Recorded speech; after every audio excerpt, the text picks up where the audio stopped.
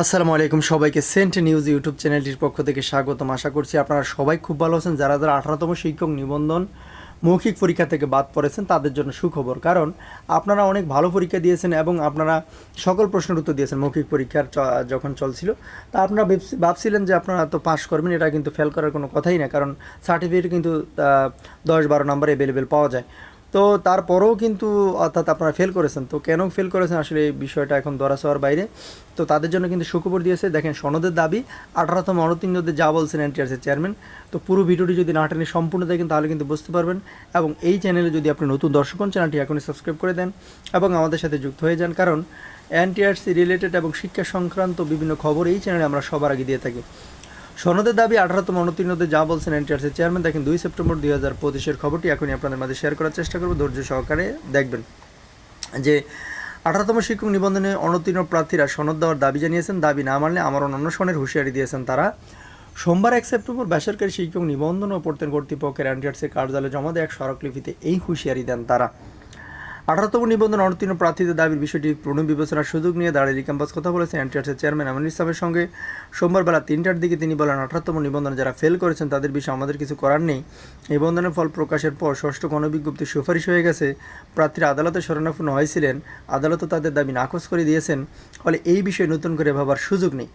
তো ভিডিওর মাঝখানে বলবো, আপনি যদি এই চ্যানেলটি এখনও সাবস্ক্রাইব করে না থাকেন প্লিজ চ্যানেলটি সাবস্ক্রাইব করে দেন এখন, কারণ আমরা কিন্তু এনটিআরসি রিলেটেড এবং শিক্ষা সংক্রান্ত বিভিন্ন খবর এই চ্যানেলে আমরা সবার আগে দিয়ে থাকি। এনটিআরসি চেয়ারম্যান বরাবর জমা দেওয়া স্মারকলিপিতে তারা বলেন, আমরা 18তম শিক্ষক নিবন্ধন পরীক্ষার প্রিলিমিনারি ও লিখিত পরীক্ষায় সফলভাবে উত্তীর্ণ হয়েছি, কিন্তু মৌখিক পরীক্ষার ফলাফলে আমরা চরম বৈষম্য স্বেচ্ছাচারিতার শিকার হয়েছি। প্রকাশিত চূড়ান্ত ফলাফলে চরম অনিয়ম ও অব্যবস্থাপনার কারণে আমাদের মতো হাজার হাজার যোগ্য প্রার্থী ন্যায় বিচার থেকে বঞ্চিত হয়েছেন। এই চরম হতাশা ও বঞ্চনার প্রতিবাদে আমরা আমাদের ন্যায্য দাবি আদায় কর্তৃপক্ষের কাছে বারবার আবেদন জানিয়ে কোনো ফল পাইনি। তাই আমরা নিরুপায় অবস্থান আমরণ অন্বেষণের মতো কঠিন কর্মসূচি গ্রহণ করতে বাধ্য হয়েছি।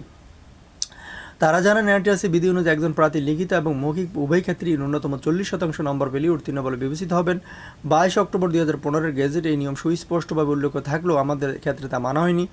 একজন লিখিত পরীক্ষায় উত্তীর্ণ প্রার্থীর একাডেমিক স্কোর 12 নম্বরের মধ্যে কমপক্ষে 11 বা 12 থাকে, যা 40% এর বেশি। এমত অবস্থায় লিখিত পরীক্ষা উত্তীর্ণ এবং নীতিমালা শর্ত পূরণকারী যোগ্য প্রার্থীরা যখন মৌখিক পরীক্ষায় বাদ পড়েন তখন এটি নিয়োগ প্রক্রিয়ার স্বচ্ছতা নিয়ে গুরুতর প্রশ্ন তোলে। এই সনদে মৌখিক পরীক্ষার নম্বর উল্লেখ না থাকা ফলাফলের স্বচ্ছতাকে প্রশ্নবিদ্ধ করেছেন।